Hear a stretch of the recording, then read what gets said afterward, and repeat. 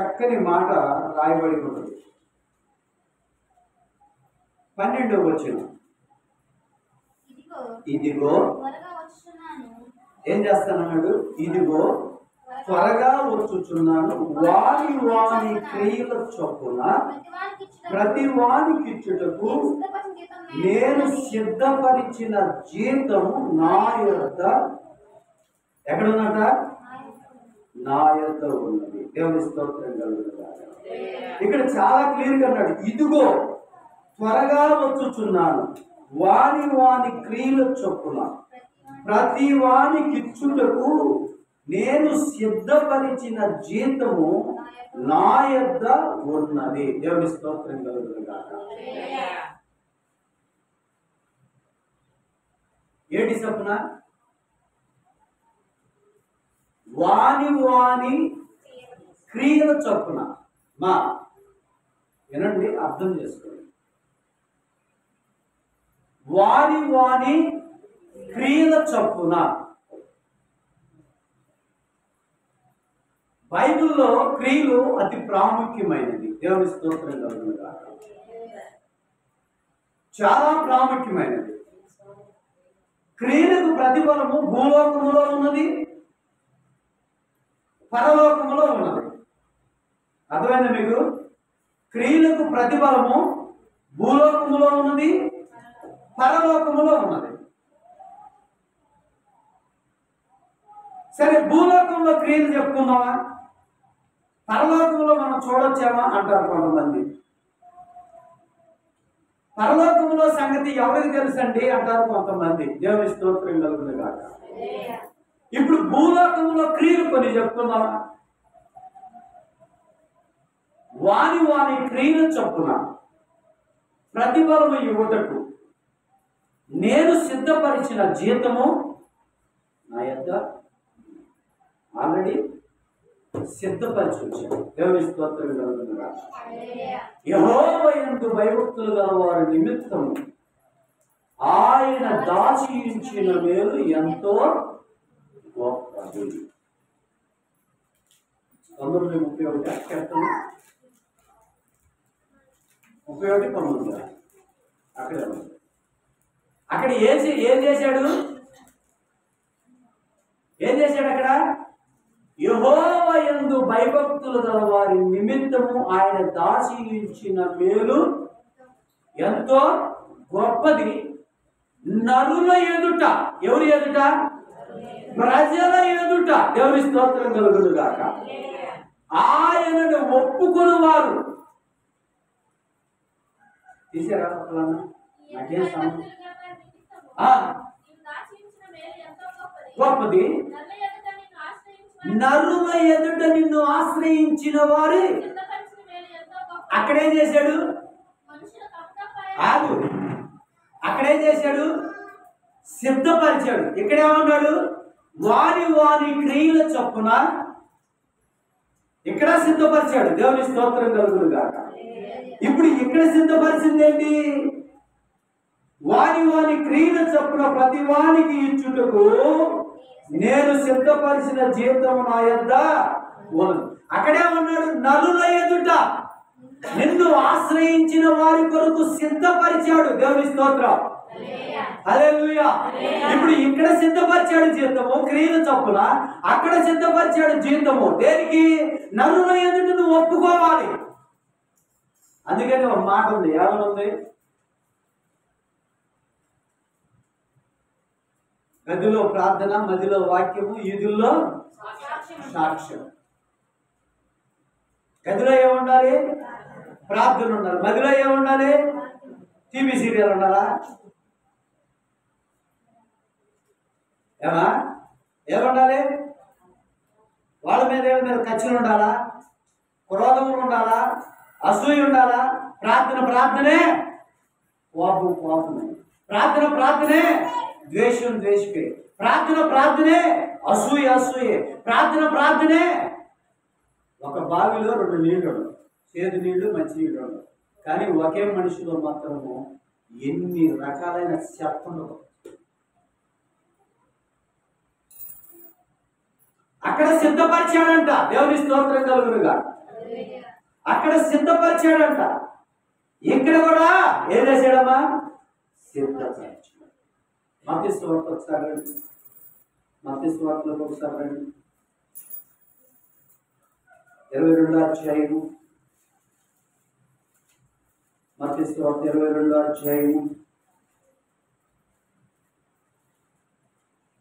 4వ వచనం. కాగా అతడు ఏం సిద్ధపరిచాడు? విందు. దేవుని స్తోత్రం కలుగును. ఇక్కడ పైన మొదటి వచనం అంటాడు కదా, యేసు వారికి ఉత్తరం ఇచ్చుచు ఉపమాన రీతిగా ఇట్లా, పరలోక రాజ్యము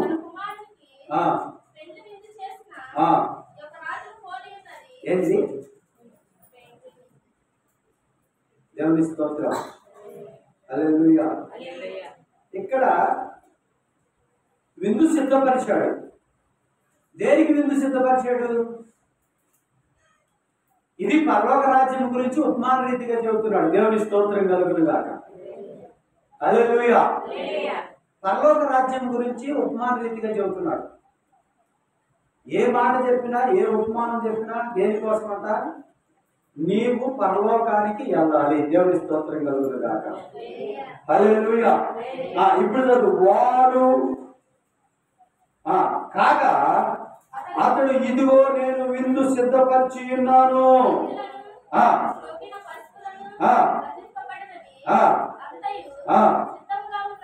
ఏంటిది?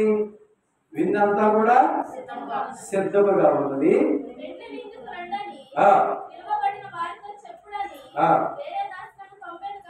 ఎంతమందిని చెప్తున్నాడు?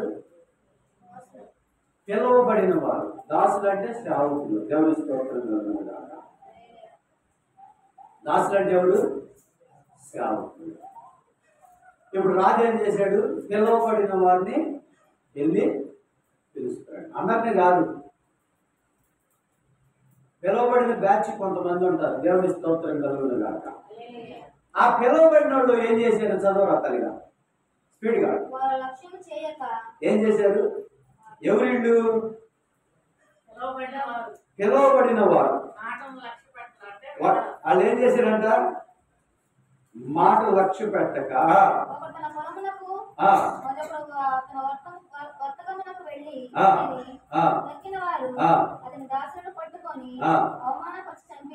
ఏం చేశారు? దేనికి పిలిచాడు ఈయన? ఎందుకు చంపారు? చక్కగా ఎద్దులు కోసి, కొవ్విన ఎద్దులు కోసి, ఎద్దులను ఉన్నాయా లేదా అక్కడ?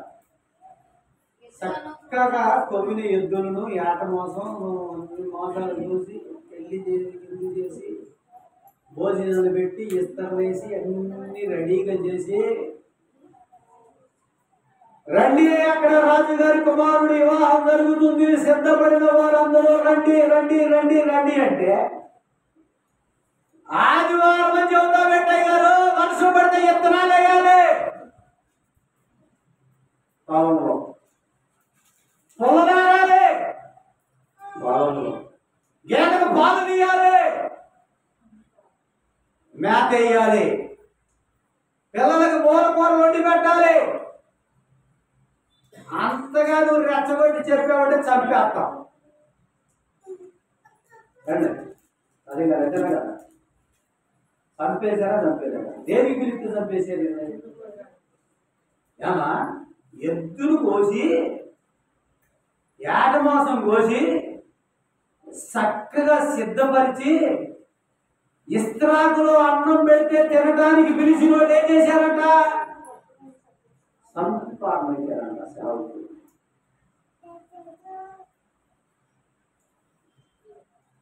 ఈరోజు చాలా మంది చూపుకోటి మాటలతో సంగతున్నారు. కోడి తన రెక్కల కింద పిల్లల్ని చేర్చుకోమని ఎన్నో మార్లు నేను పిలిచి ఉన్నాను, అయినను వారు అవునక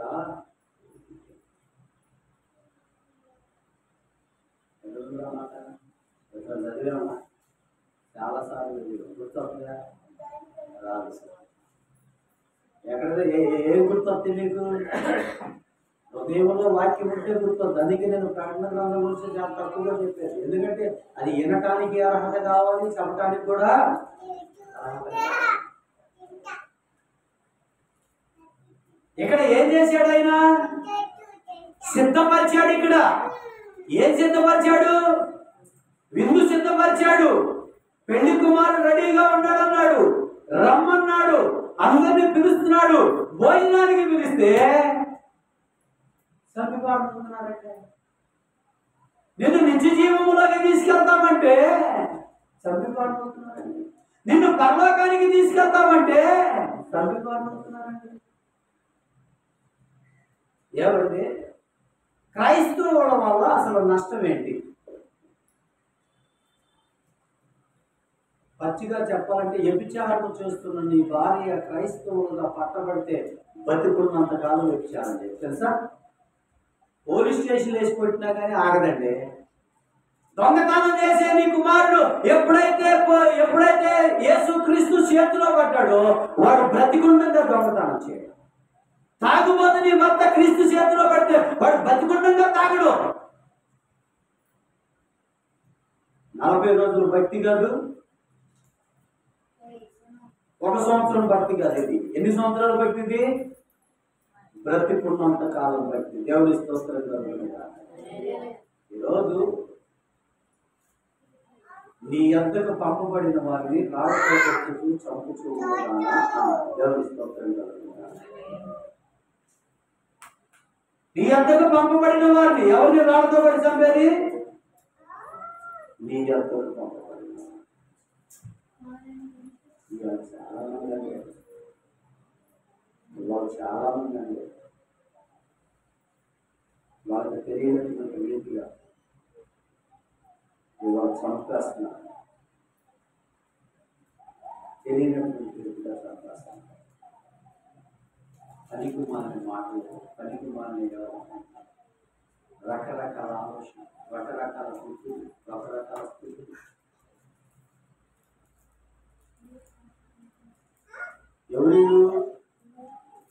ఎవరిళ్ళు?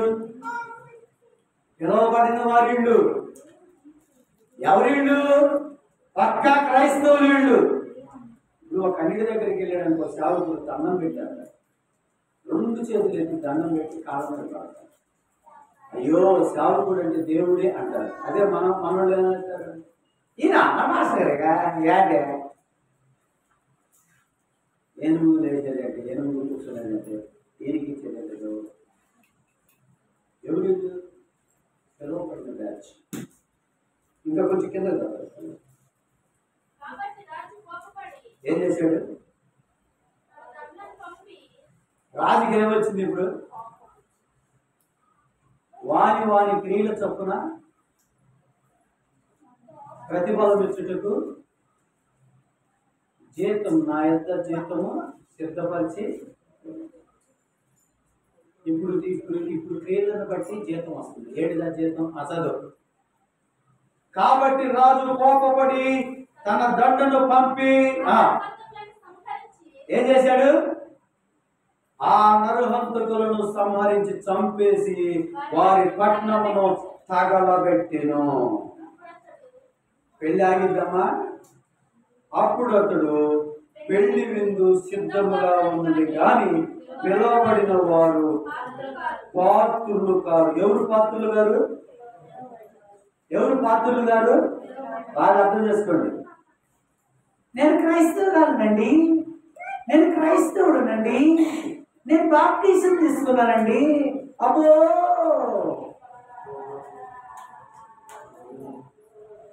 ఎవరు పాత్రులు గారు?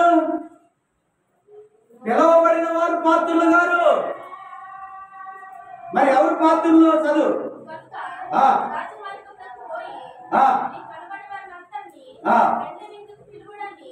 ఎంతమంది పిలవమన్నాడు? ఇప్పుడు ఎవరికి లేదు ఈ అర్హత? నేను క్రైస్తవుడు అన్న వాడికి లేదు. వాళ్ళు ఏం చేయలేదు, వాళ్ళ ఇల్లు ఏమైనా తగలపెట్టబడ్డారు, వాళ్ళు సంహరించబడ్డారు. ఇవాళ వాస్తవంగా చెప్పాలి అంటే ఎందుకు ఇంకా కొట్టబడుతున్నాము, ఎందుకు ఇంకా నెట్టబడుతున్నాము అంటే క్రైస్తవం అని చెప్పుకుంటున్న ముసుగులో ఉంటారు, ముసుగేసుకున్నారు. వాస్తవంగా ముసుగేసుకున్నారు, దొంగ ముసుగేసుకున్నారు. వేషనైనా క్షమిస్తానేమో కానీ వేషధారణ క్షమించనన్నాడు దేవుడు. ఈయన పిలువబడిన వాడికి లేదు అర్హత. ఎవరికి ఉంది అర్హత? అన్ని జనులకు ఉంది అర్హత. ఈయన అందుకే ఏమంటాడు తెలుసా? వీధులపటి ఏళ్ళు, వీధులపటి సువార్త ప్రకటించు, ఎవడు వస్తాడో వాడినే తీసుకొని రా. విందు సిద్ధపరిచి పిలిచిన వాడికి లేదు ఆ అర్హత. ఈయన అన్ని జనులకు ఉంది ఆ అర్హత. దేవుని స్తోత్రం కలుగును గాక. ఈయన క్రైస్తవుడు అనబడ్డాడు. ఒక అన్యజనుడు అంటే అతను ఉన్నతమైన స్థితిలో ఉంటాడు. ఎందుకు ఉన్నతమైన స్థితిలో ఉంటాడు తెలుసా? అతను దేవునికి భయపడతాడు. దేవుని స్తోత్రం కలుగును గాక. కోల్గేట్ కంపెనీ ఏం తెలుసా మీకు? ఎప్పుడైనా సాక్షి విన్నారా? పలపొడి పొట్ల తయారు చేసుకునేవాడు. తెల్ల పలపొడి వచ్చేది మీకు తెలుసా? వృద్ధారు ఎప్పుడైనా తెల్ల పలపొడి, ఎర్ర పలపొడి వచ్చేది తెలుసా? వాడుతున్నారు ఎప్పుడు ఎర్ర పలపొడి. ఎర్ర పలపొడి వచ్చేది, ఆ తర్వాత తెల్ల పలపొడి వచ్చేది. అతను ఫస్ట్లో ప్రార్థనకు వచ్చినప్పుడు పట్టబడ్డాడంట. ఇలాగే గీత సువార్త చెప్తున్నప్పుడు పట్టబడితే అతను ఏం చేశాడంటే ఆ ఎర్ర పలపొడి పొట్టలో దాన్ని చేసుకొని అందులో వచ్చిన లాభంలో 10వ వంతు తీసేవాడు. 10వ వంతు తీసిన తర్వాత తెల్ల పొడిలాగా వచ్చేసి చూసారా? కోల్గేటు పొడి వచ్చేసి చూసారా? ఆ పొడి చేసేటప్పటికి ఈయన కొంచెం డెవలప్ అయ్యి దేవునికి 20వ వంతు తీసేవాడు. 20వ వంతు తీసిన తర్వాత ఇంకా డెవలప్ అయ్యాడు. ఇప్పుడు దేవునికి 80% తెస్తాడంట. 80% తీసినా కానీ ఇంట్లో బస్తాలు ఉంటాయంట డబ్బులు. దేవుని స్తోత్రం కలుగుతాడు. మూలుగుతాయి అంట. అంటే 80% అంటే 80%. 100 రూపాయలు నీ కూలి అనుకో, అందులో నుండి 80 రూపాయలు సేవకుడికి ఇచ్చి 20 రూపాయలు నువ్వు వాడుకుంటావా? అసలు 10 రూపాయలు ఇవ్వడానికే ఇల్లు 10 రూపాయలే దొంగతనం చేస్తాం, 10 రూపాయలనే దోసుకుంటాం, 10 రూపాయలనే దాచుకుంటాం. అవునా కదా? నాకు ఇచ్చి నన్ను శోధిస్తే ఆకాశం వాకి చెప్పి పట్టదాలను ఇస్తాను బాబు నీకు అన్నాడు. నువ్వేం చేస్తావు? దాన్ని గట్టిగా పట్టుకొని దొంగతనం చేస్తావు. దొంగలకి నా యొద్ద చోటు లేదండి. చెప్పలేట ఏంటి అర్థం కాదా? ఏ టైగర్ ఏంటి? ఎందుకంటే పిలువబడిన వారికి ఆ అర్హత లేదంట. ఇప్పుడు ఆ పిలువబడింది ఎవరు? అర్హత లేని ఎవరికి? వీధులకు వెళ్ళి అన్ని జనులకు సువార్త ప్రకటించమన్నారు. అన్ని జనులు పట్టుబడ్డారు. ఎందుకు అన్ని జనులు వచ్చారు? ఇక నువ్వెందుకు వెళ్ళట్లేదు? రాత్రి 8ంటికి నువ్వెన్నింటికి వచ్చా? స్తోత్రం లభించుగాక. అదే వచ్చింది. అసలుకి ఏది చెప్పాలన్నాడు భయం వేస్తుంది. మొన్న ఎట్నే సబ్జెక్ట్ అయితే కొంచెం ముందుకెళ్ళిన తర్వాత ఆదివారం ప్రార్థన అయిపోయిన తర్వాత రాకి ఇయ్యలే లేటు వచ్చి నా గురించే చెప్తున్నా అన్నాను. ఏది చెప్పడం, దేనికి ముందుకెళ్ళాలి కాకపోతే సంసారంలో ఇన్ని ఆడుకోవటం నాకు తెలియదు. స్తోత్రం కలుగుతుంది కాక. హల్లెలూయా, హల్లెలూయా. దేవుని స్తోత్రం కలుగుతుంది కాక. ఎందుకు నేను ఈ మాట చెప్తున్నానంటే, సిద్ధపడిన వారికి, పిలువబడిన వారికి అర్హత లేదు అని చెప్పి ఏమన్నా దగ్గర కాబట్టి రాజు కోపపడి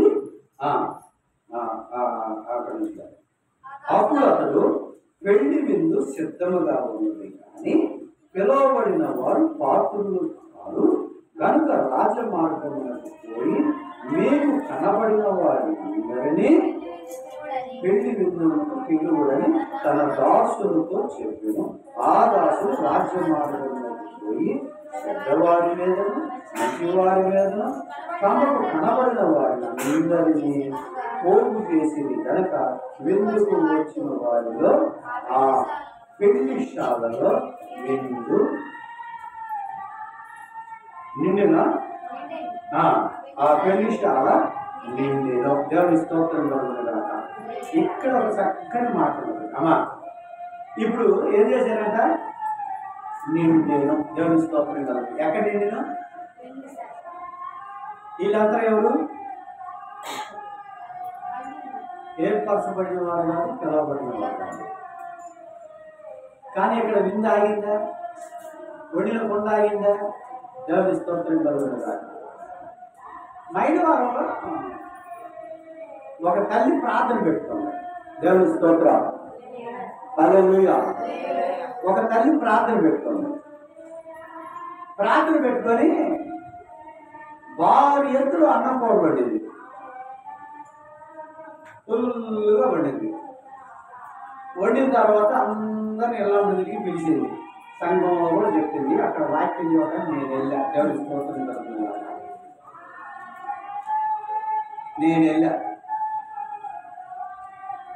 నేను వెళితే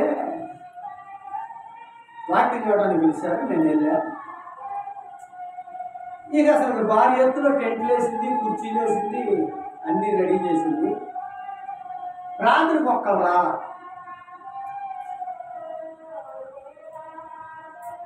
మనసులో గాబర పడుతుంది, బాధపడుతుంది. ఏంటి నేను పిలిస్తే ఎవరు రాలా, నేను పిలిస్తే ఎవరు రాలా, ఏంటి నేను పిలిస్తే ఎవరు రాలా, ఏంటి నేను పిలిస్తే ఎవరు రాలా, ఇదే మాట్లాడతాను. సరే ప్రార్థన అయిపోయింది, ఎవరు రా. ఏంటి అమ్మ అసలు ఏం జరుగుతుంది అన్నాడు. ఏం జరుగుతుంది అంటే ఏమున్నాయి కదా, అసలు నేను బిర్యానీ వండాను, చికెన్ వండాను, మంచి సువాసన కొట్టేటట్టు అన్నీ చేసేసి సిద్ధపరిచాను, ఎవరు రాలేదు. ఇప్పుడు మీరు చెప్పండి, ఎందుకు రాలేదు?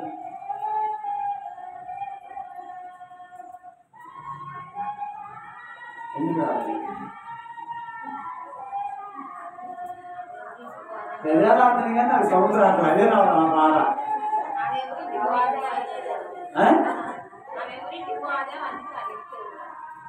అదేదంట ప్రార్థనకి లేదు, పోకోసం వస్తావా అనేదంట. ఎవరు ప్రార్థన చెప్పినా ఏంట పోకోసం వాడికి అవ్వాలా అంటే మనం వండుకొని తినలేవా అన్నా. ఎవరు కొంపకి వెళ్ళి ప్రార్థనకి వెళ్ళిన రోజు లేదంటే ఒక ముందు తినేది. అన్నం దేనికి పెడతాం మనం? 10 మంది చేయగలిగితే మనకి మేలు దీవెన, వాళ్ళు మన కోసం ప్రార్థన చేస్తారని కొంతమంది అప్పులు చేసుకొని పెడతారు. అన్ని దానాల కన్నా అన్నదానం నిన్నాను దేవుని స్తోత్రం కలుగుతారు, అన్ని పెడతారు. దేవుడు కూడా ఏమన్నాడంటే లేని వారిని చూసి నువ్వు నీకు 2 పూటలు ఉంటే ఒక పూట ఇంకొకటి పెట్టాయి అన్నాడు. దేవుని స్తోత్రం కలుగుతారు. ఇప్పుడు ప్రోగ్రాం ఏంటి? ఎవరి ఇంటికి ప్రార్థనకి వెళ్ళేది కాదు, ఎవరింటికాడ చేయగలిగింది కాదు. మరి ఏమింటికాడ ఎవరు గడుగుతారు? ఇప్పుడు తీర్పు ఎవరు తీరుతున్నారు? వాని క్రియల చొప్పున. ఇప్పుడు జనాలే ఏం చేస్తున్నారు? ఇప్పుడు నువ్వు వస్తే నా ఇంటికి నేను నీ ఇంటికి వస్తాను, నీకెంత దూరము నాకు అంతే. నేను చెప్పలేమా? కొంతమంది ప్రార్థన పిలిచాం కానీ దేవుని స్తోత్రం. హల్లెలూయా. ఒకసారి మా ఇంటికి వచ్చి 5 మా ఇంటి దగ్గర ప్రార్థన అన్నారు ఒక తల్లి గారు. మా ఇంటి దగ్గర ప్రార్థన సరేనమ్మా. ఆ తర్వాత 4 రోజులకి ప్రార్థన జరిగింది. నేను వెళ్ళాల. ఎందుకు వెళ్ళాలా? మా ఇంటి దగ్గర ప్రార్థన అంటే పలానా రోజు మీరు రండి అన్న. చర్చిలో పట్టా అడిగింది. మా ఇంటి దగ్గర ప్రార్థన చర్చిలో పట్టా కావాలని అడిగింది, తీసుకున్నాను. ఇప్పుడు అయ్యా నువ్వు కూడా రాగా మరి ప్రార్థన మరి పలానా రోజు అంటే తెల్లారిపోతున్న మొహం అటు తిరుగుతుంది, ఏది చేలో తిరుగుతుంది. ఇది తిరగట్లా. ఏదో పట్టాలు కడుతూ రేగులో పోగు వేసుకుని ఏదో నాకు చెప్పదు, నేను మొత్తం చెప్పవచ్చుగా. రేతిని పట్టేసి మెడకాయ కనుక తిరిగినట్టు అటు తిరుగుతుంది, అటు పోతుంది. ఎందుకు పోతుందో నాకు అర్థం కాదు. 4 రోజులు అర్థం కాదు, 5 రోజులు అర్థం కాదు. తర్వాత వాళ్ళ కళ్ళు నుంచి తల్లి అన్నీ అంటా మెడకాయ ఇక్కడికి వచ్చారు అక్కడ తిరుగుతుందంటే నువ్వు ప్రార్థనకి రాలేదు కానీ నేను ప్రార్థనకి రాబోతుంది. అసలు నాకు చెప్పాలి కదా తల్లి కాక. నేను అమ్మ ప్రార్థన చెప్పింది, అసలు ఏ రోజు చెప్పలేదు, రమ్మని కూడా అనలేదు కదా తల్లి, కావాలని తిరిగి అంటాను. దేవుని స్తోత్రం.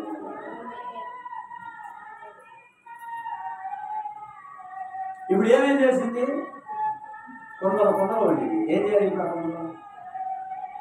ఎవరి క్రియలకు తగినట్టుగా ప్రతిఫలం, అవునా కాదు? భూలోకంలో నీ క్రియలు బాగుంటే చచ్చి బతికిన ఉన్నావు. గమనిస్తారు అపోస్తుల కార్యం పట్టా అడిగింది కదా, పట్టా కోసం అడిగింది. నాకు తెలుసు ప్రశ్న వస్తుందనే రాకముందే నేను పట్టా అడిగిందమ్మా. చెప్పలేదమ్మా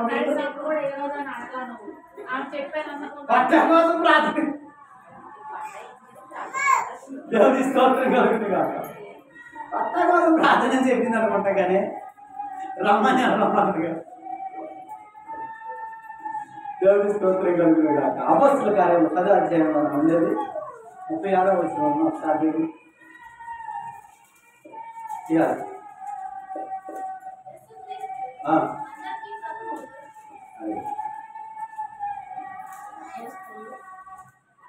ముఖ్యంగా వేసి చూస్తానండి.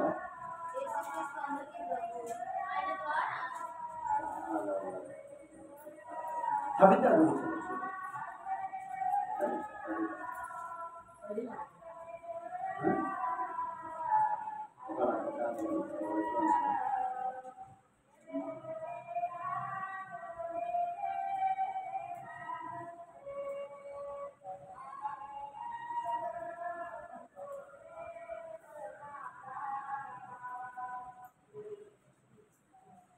సరే.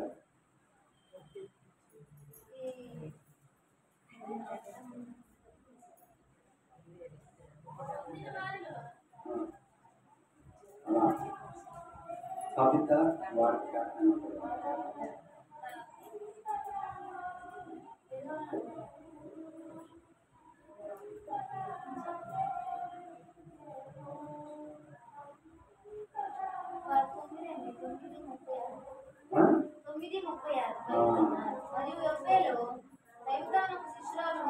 ఎవరావా? కవిత భాషాంతరంలో పేరేంటంటే ద్వారక. దేవుని స్తోత్రం కలుగుతుంది. ఆమె పేరు ద్వారక. కవిత ద్వారక. ఏ క్రియలు? ఆమె సత్క్రియలను ధర్మకార్యమును బహుగా చేసిన. ఏంటంట? సత్క్రియలను ధర్మకార్యములు బహుగా చేసి నేను అంటే జ్వరం వచ్చింది, కాయన పడంటే జబ్బులు పడింది, చచ్చిపోయింది. ఒక నిమిషం ఆగలకండి. ఇప్పుడు ఆమె మంచి పనులు చేసింది, సత్క్రియలు చేసింది, ధర్మకార్యాలు చేసింది, చచ్చిపోయింది. నేను కవిత గురించి చాలాసార్లు చెప్పాను. చచ్చిపోయింది. ఏమైంది? చచ్చిపోయింది. ఇప్పుడు ఇది భూలోకంలో జరిగేటువంటి నీ సత్క్రియల గురించి చెప్తాను. దేవుని స్తోత్రం. భూలోకంలో జరిగే విషయాల్లో మంచి విషయాలు చెప్తున్నా. దేవుని స్తోత్రం. ఇప్పుడు ఆమె ఏమైంది? చనిపోయింది. చనిపోయిన తర్వాత ఊరు మొత్తం వచ్చి ఏం చేశారు? ఆమె విషయంలో చాలా బాధపడ్డారు. బాధపడి శుభ్రంగా కడిగి స్నానం చేయించి మేడగదిలో పెట్టారు. మేడగదిలో పెట్టి సేవకుడి దగ్గరికి వెళ్ళాడు, పేతురు దగ్గరికి వెళ్ళాడు. దేవుని స్తోత్రం. పేతుని పిలిపించి అడిగారు. ఏమని అడిగారు? అయ్యా, చాలా మంచిది, సత్క్రియలు చేసింది, ధర్మకార్యాలు చేసింది, అలాంటి ఆమె చచ్చిపోవటం గ్రామానికి క్షేమం కాదు అని వెళ్ళారు. కొంతమంది చచ్చిపోతే ఏమంటారు? పొయ్యిది లేపాడా వదిలి, పొయ్యేది లేపాడా వదిలి అంటారు. ఎలా? ఎందుకంటారు? వారి క్రియలను బట్టి. ఇక్కడ నీ క్రియలు భూమి మీద మంచిదైతే, నీ సత్క్రియలు మంచి అయితే, నీ ధర్మకార్యాలు మంచి అయితే చనిపోయి కూడా బతుకుతావు. దేవుని స్తోత్రం కలుగుతుందా? ఏంటిదండి, ఎంత మంచి చేసినా ఏం పేరు వస్తుందిలే నా ముఖానికి, నేను ఎంత మంచి చేసినా నాకేం వస్తుందిలే అనుకుంటారు. కొంతమంది ఇసుక్కుంటారు. కానీ ఒక రోజు ఖచ్చితంగా ఉపయోగపడింది. దేవుని స్తోత్రం కలుగుగాక. ఇప్పుడు చనిపోయాడు. ఏం చేయడం వల్ల చనిపోయినావా? మంచి పనులు చేసింది, కాయలపడింది, అంటే జబ్బులు పడింది, జ్వరంతో బాధపడుతుంది, జ్వరంతో బాధపడి చచ్చిపోయింది. చచ్చిపోయి ఏం చేశాడు తెలుసా? పేతురు వచ్చి బతికించాడు. దేవుని స్తోత్రం కలుగుగాక. ఇది దేని వల్ల వచ్చింది?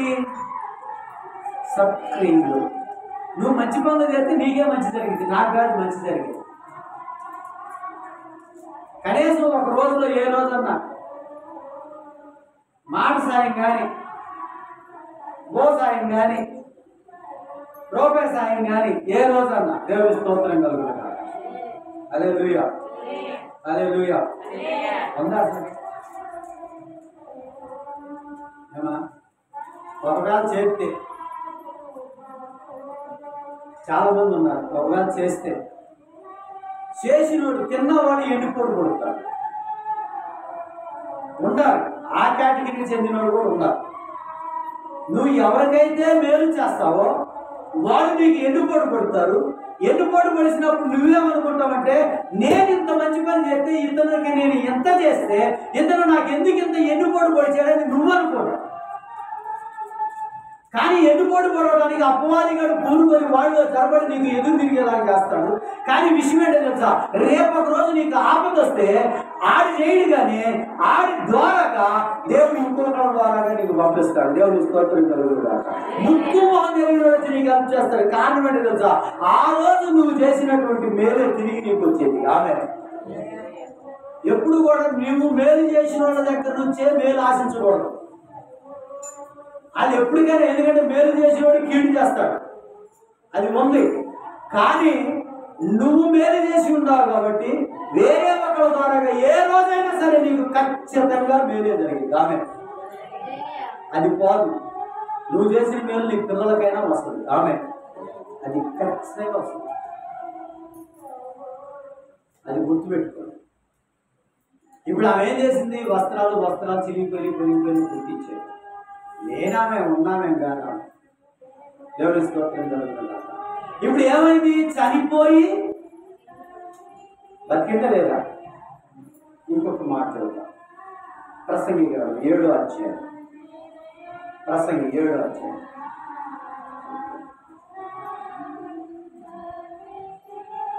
రెఫరెన్స్ చెప్పకుండా చేస్తారా? 7వ అధ్యాయం చెప్పా. ప్రతి మీద మీరు చూస్తారా?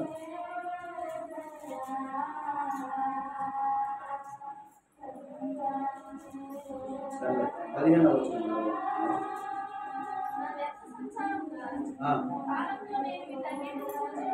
16 ఎలా ఉండదు? ఎలా అమ్మా? దేవుని స్తోత్రం. హల్లెలూయా. 16వ వచనం. అధికముగా నీతిమంతుడై ఉండకము, అధికముగా నీతిమంతుడై ఉండకము, అధికముగా జ్ఞానివి కాకము, నిన్ను నీవేళ నాశనము చేసుకుందుము, అధికముగా దుర్మార్గపు పనులు చేయకము, బుద్ధిహీనంగా తిరగవద్దు, నీ కాలమునకు ముందుగా నీవేళ చనిపోదు. ఇది ఆగు.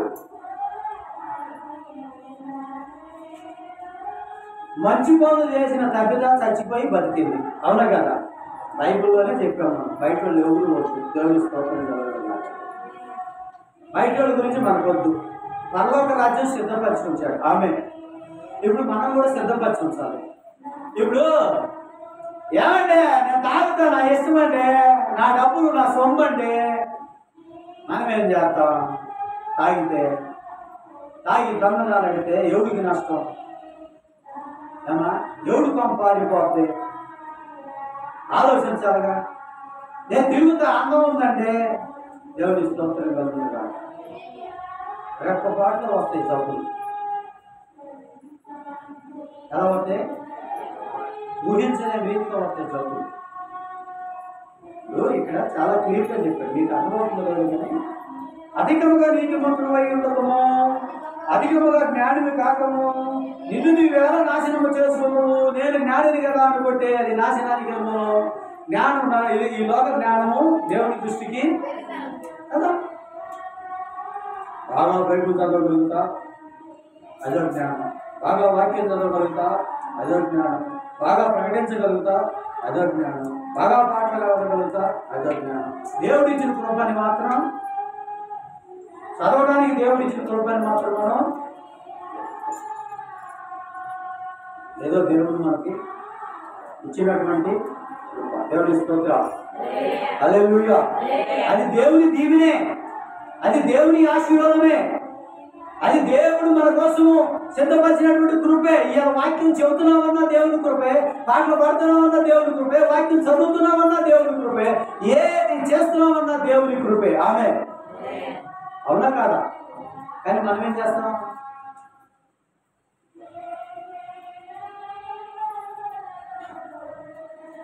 అబ్రహామే దేవుని బ్రహ్మ, నీ దాసుడు, నీ పాద దాసుడు, నేను అంతకు వాడినయ్యా. సొలొమోను మహారాజే, అయ్యా ఇదిగయ్యా నీ పాద దాసుడయ్యా, నేను ఏ పాటి వాడినయ్యా, ఈ ప్రజల్ని ఏళ్ళడానికి జ్ఞానం అయ్యా అంటే శత్రువులు ప్రాణానికి వాడలేదు, ధనధాన్యాలు వాడలేదు అని జ్ఞానాన్ని ఇచ్చారు. దేవుడి జ్ఞానులే జ్ఞానాన్ని అడిగితే మనమేం అడుగుతామంటే మనకంటే ఎక్కువ జ్ఞానం లేదని అంటాం. దేవుని స్తోత్రం. ఇప్పుడు ఇక్కడ సిద్ధపరిచినది ఏంటంటే ఇక్కడ అంటాడు 17వ వచనం, అధికముగా దుర్మార్గపు పనులు చేయకము. ఎలా చేయొద్దు? నేను చేస్తున్నా దుర్మార్గ పనులు వ్యక్తిగత జీవితంలో చదువుతున్నా, నేను రహస్య జీవితంలో చదువుతున్నా, నేను ఒంటరి జీవితంలో చదువుతున్నా, నేను మా ఒంటరితనంలో చేసే తప్పులు రేపు ఒక రోజు లెక్కకు వస్తాయి. ఎవరు చూడలేదని చేసే తప్పులు రేపు ఒక రోజు లెక్కకు వస్తాయి. ఖచ్చితంగా ఎల్ఈడి టీవీలు, పెద్ద టీవీలో ఏ చూపిస్తాడు ప్రభు, నీ మాటలు మొత్తం చూపిస్తాడు, మీ వ్యక్తిగత జీవితం చూపిస్తాడు, మీ ప్రవర్తన చూపిస్తాడు, మీకోసం జీవితం సిద్ధపరిచి ఉంచాడు. మీ క్రియలను బట్టే మీకు ప్రతిఫలం ఇవ్వబడుతుంది. కాబట్టి మీరు చేయవలసింది ఏంటో తెలుసా? మీరు ఎలా వ్యక్తిగతంగా ఒంటరిగా ఉన్నప్పుడు ఎక్కువ పాపం చేయడానికి అవకాశం ఉంటుంది. వయసుతో కూడా పని లేదు, వయసుతో కూడా పని లేదు. ఒంటరితనములో ఉన్నప్పుడు, ఎవరు లేనప్పుడు దుర్మార్గపు ఆలోచనలు చేస్తారు, దుర్మార్గపు పాపములు చేస్తారు, దుర్మార్గపు నడవడి నడుస్తారు.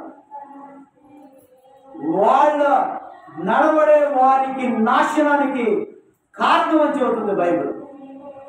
ఎవరితో మాట్లాడుతున్నాడు దేవుడు నాకు తెలియదు, నాతో కూడా మాట్లాడుతున్నాడు, నేను నమ్ముతున్నాను.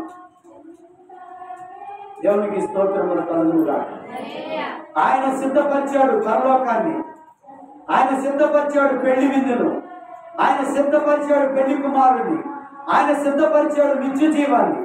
కానీ నువ్వేం సిద్ధపరచుకున్నావు ఈ భూలోకంలో? నీ సిద్ధపాటు ఏంటి? నువ్వు ప్రార్థనకి సిద్ధపడుతున్నావా? వాక్యానికి సిద్ధపడుతున్నావా? విందుకు సిద్ధపడుతున్నావా? నిత్య జీవం కోసం సిద్ధపడుతున్నావా? నీ వ్యక్తిగత జీవితంలో ఇదిగో నేను ప్రార్థనలకు సిద్ధపడుతున్నాను, ఈ రోజు చచ్చిపోతే నేను పరలోకానికి వెళ్తానన్న ధైర్యం నీకుందా? జీవమరణంలో ఏమో వచ్చు, వయసుతో కూడా పని లేదు, ఎప్పుడు చస్తావో తెలియదు, ఎప్పుడు బతుకుతావో తెలియదు, అనవసరం. కానీ ఈ రోజు మరణం నీ దగ్గరకు వస్తే నేను పరలోకానికి వెళ్తానన్న సిద్ధపాటు నీకున్నా. అది ఇంపార్టెంట్. ఇక్కడ ఏమన్నాడో తెలుసా? అధికముగా దుర్మార్గం పనులు చేయొద్దు, బుద్ధిహీనముగా తిరగవద్దు. ఎలా తిరగద్దు? బుద్ధిహీనంగా తిరగద్దు. బుద్ధి చెప్పేవాడి దగ్గరికి వెళ్ళు, అమ్మవారి దగ్గరికి వెళ్ళి నూనె కొనుక్కొచ్చుకో. బుద్ధి అమ్మేవాడి దగ్గరికి వెళ్ళి కొనుక్కొచ్చుకో. బుద్ధి ఎక్కడ దొరికింది? బైబిల్లో దొరికింది బుద్ధి.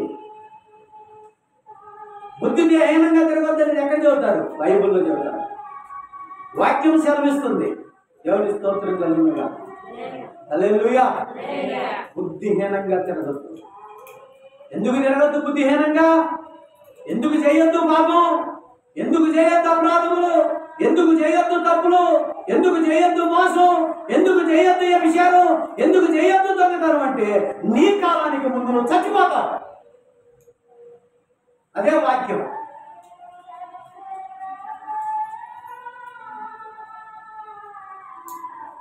ఏది నీ సిద్ధపాటు?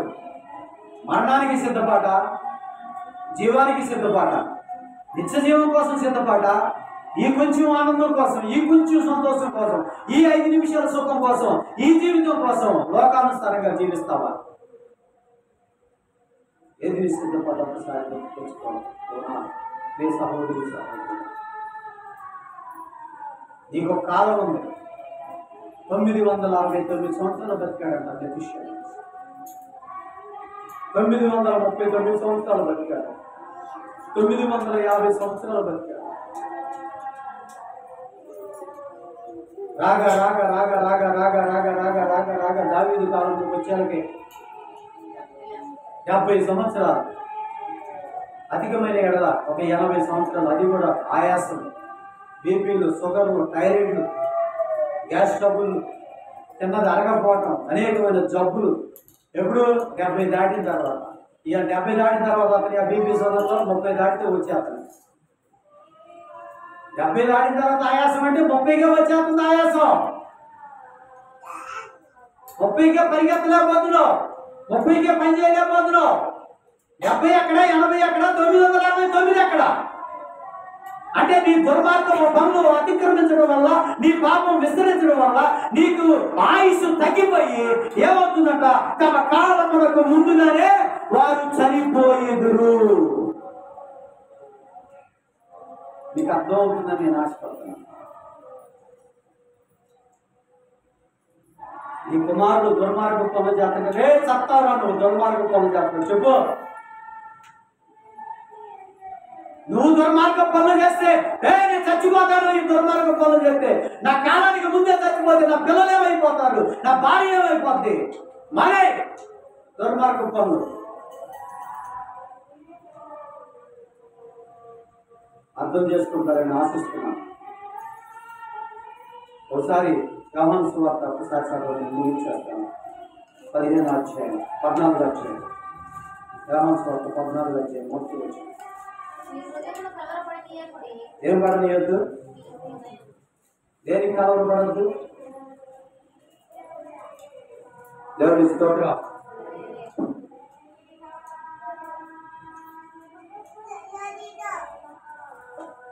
మీ హృదయం కలవరపడనీకుడి, దేవుని యందు విశ్వాసం ఉంచుతున్నారు, నా యందు విశ్వాసం ఉంచుడి.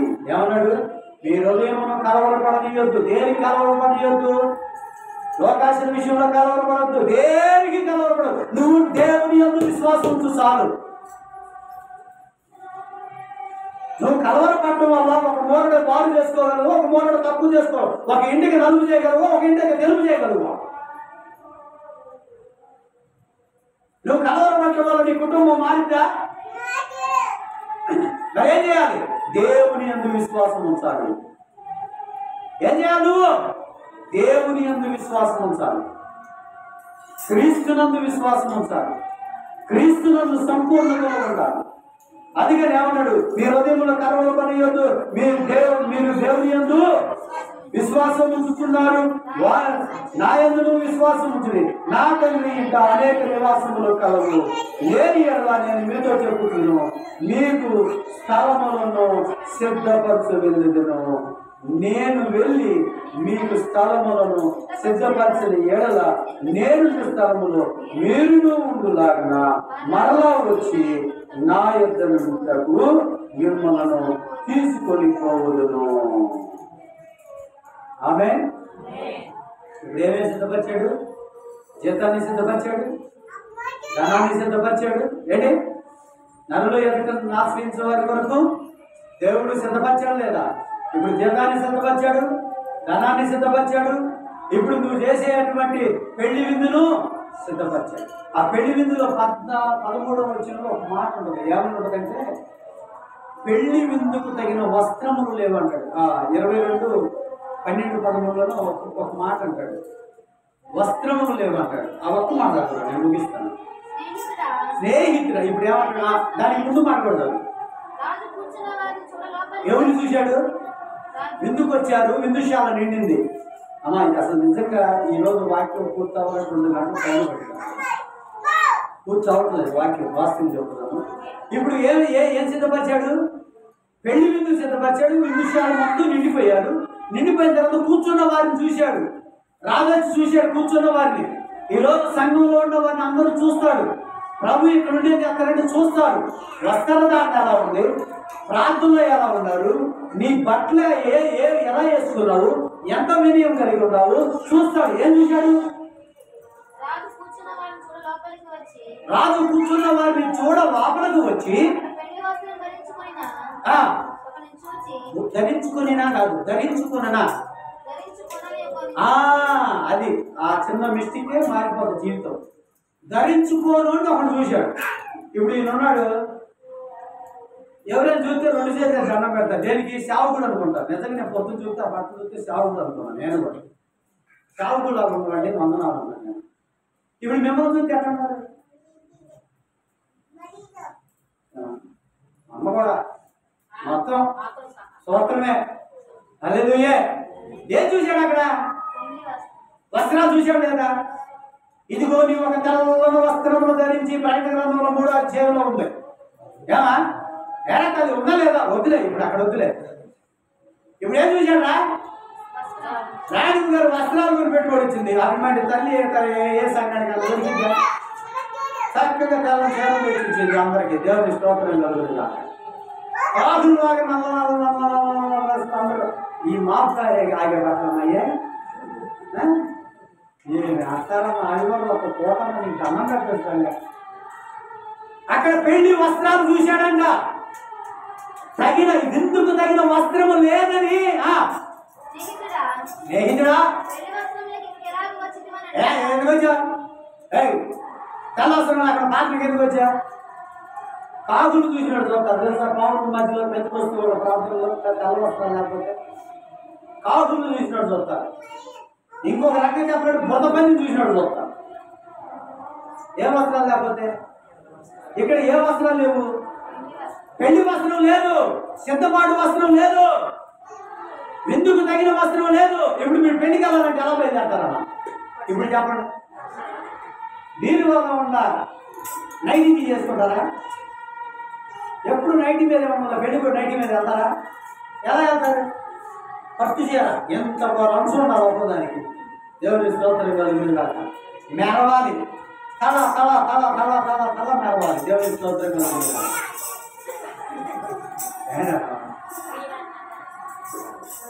ఇప్పుడు అక్కడ ఏ వస్త్రం లేదు, పెళ్లి వస్త్రం. కొద్దిగా ముగిచ్చేస్తాయి, అయిపోయింది టైం, నాకు చాలా టైం అయిపోయింది. ఏమై ఉన్నాడు?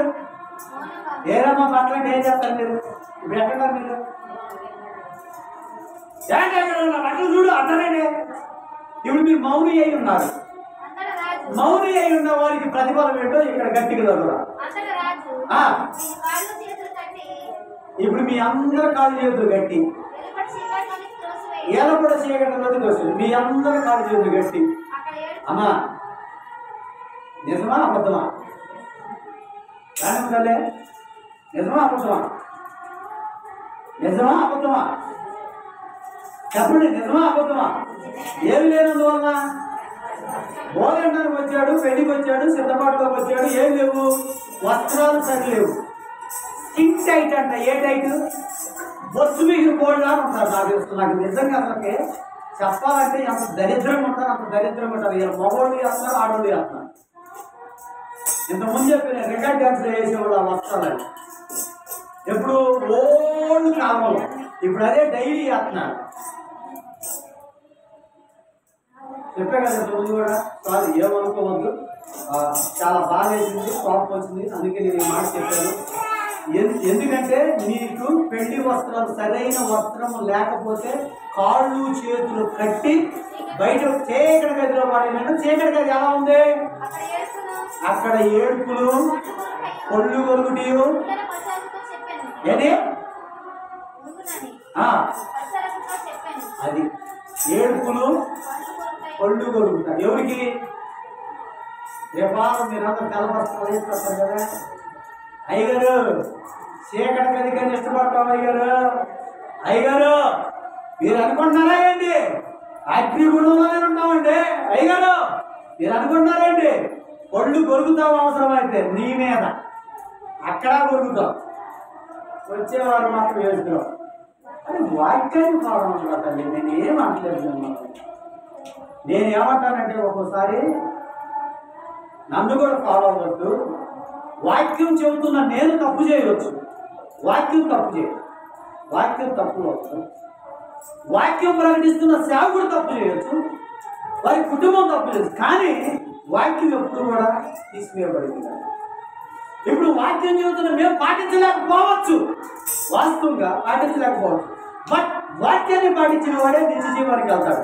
పాటించలేని నేను కూడా వెళ్ళలేదు, అగ్నిగుండానికి వెళ్తాను. చెబుతున్న నేనైనా సరే పాటించలేనప్పుడు అగ్నిగుండానికి వెళ్తాను. వింటున్న మీరు పాటిస్తే పర్వకానికి వెళ్తాను.